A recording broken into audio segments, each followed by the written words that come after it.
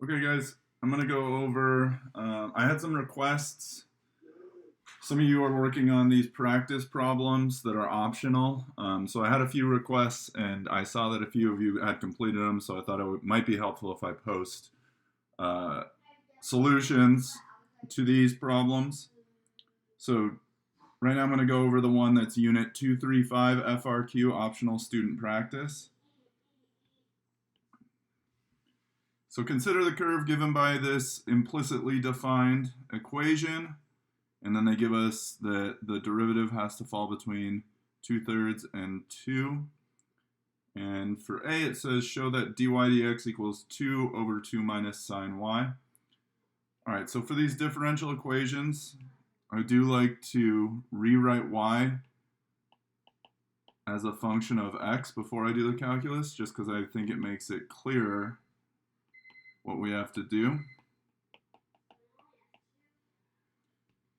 So I replace y with f of x. Now I'm going to differentiate both sides with respect to x. So d dx. And here's what we're going to get, right? So 2 is a constant multiple. It stays. Derivative of x is 1 minus f prime. Derivative of 3 is 0. Plus, whoops, I don't really need to write plus. But then I have derivative of cosine would be negative sine, we have to use chain rule here, of f of x, and then times f prime of x. All right, so that's my implicit differentiation step. I'm going to replace all my f of x's with y's again here. So we're going to get 2 times the quantity 1 minus y prime equals negative y prime times sine y. And remember, what we're trying to do is isolate y prime here. So I'm going to distribute the 2 minus 2y prime equals negative y prime times sine y. Since I have multiple y prime terms, I'm going to group them on one side. So I'll add 2y prime to the right. And that'll give me the ability to factor out y prime. And then I can just divide out the 2 sine y, or 2 minus sine y.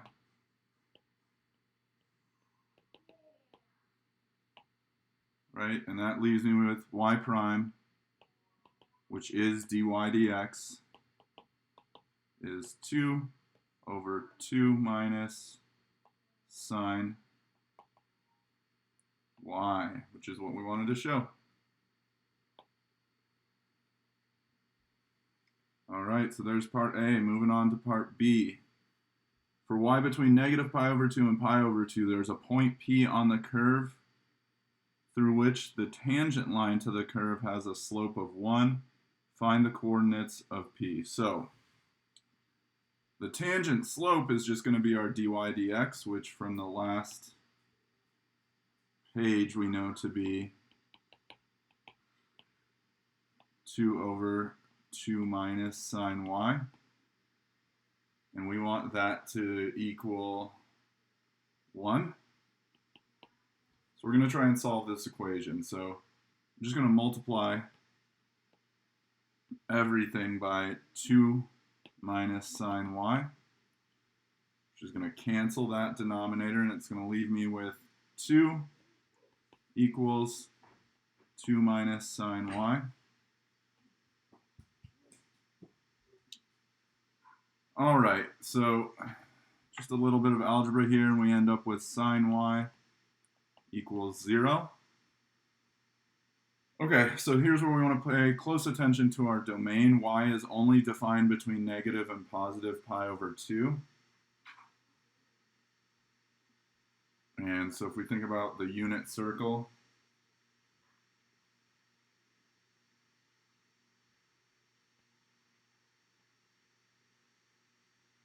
this would be pi over 2 at the top. This would be negative pi over 2 down here.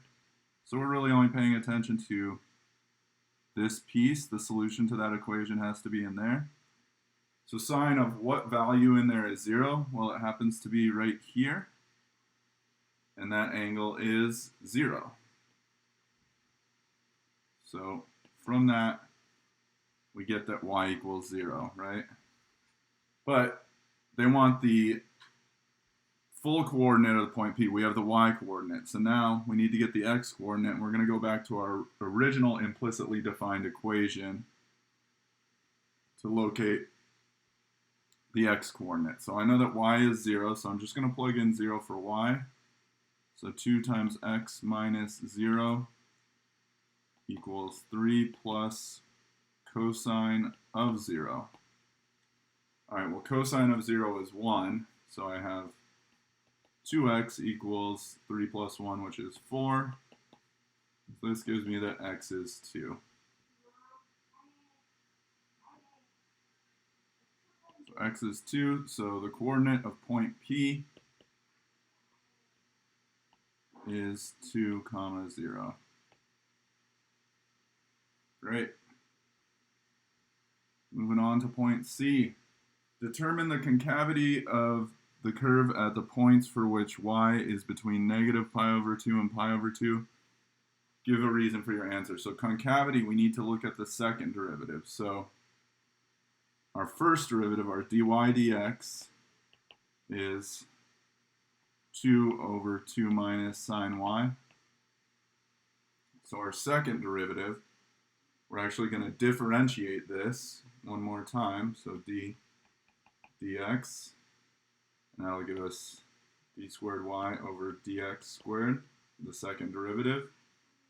So here I'll use quotient rule. So what is that? Low, 2 minus sine y, d high, derivative of the numerator is 0 minus high, 2 d low, derivative of that denominator will be negative cosine y over 2 minus sine y quantity squared. Okay, so this is going to simplify to 2 cosine y over 2 minus sine y quantity squared. All right, so this is our second derivative, and here's what I want you to think about. The domain of y is defined only between negative pi over 2 and pi over 2, right?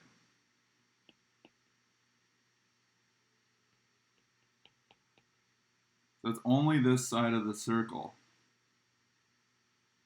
So one thing we know is that on the unit circle, any point on that unit circle has coordinates cosine, comma, sine. Well, we're on the positive side of the x-axis.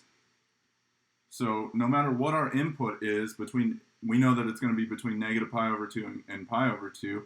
I know that cosine y is going to be always positive. Now, sine could be positive or negative depending on if the point is above the x-axis or below. But the other thing, we're squaring whatever that is, which means this denominator is always also going to be positive, which means that our second derivative is always positive. So I'm just going to make that statement that our second derivative is greater than 0 for all x, or sorry, our input here is y, for all y in between negative pi over 2 and pi over 2. Therefore,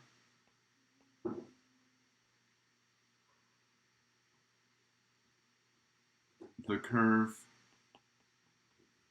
is concave up on this interval.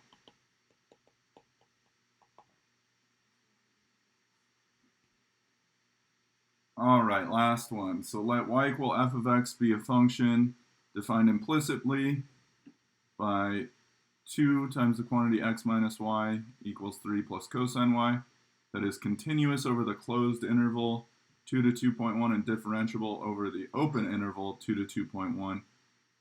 use the mean value theorem on the interval 2 to 2.1 to show that f of 2.1 minus f of 2 is between 1/15th and 1/5.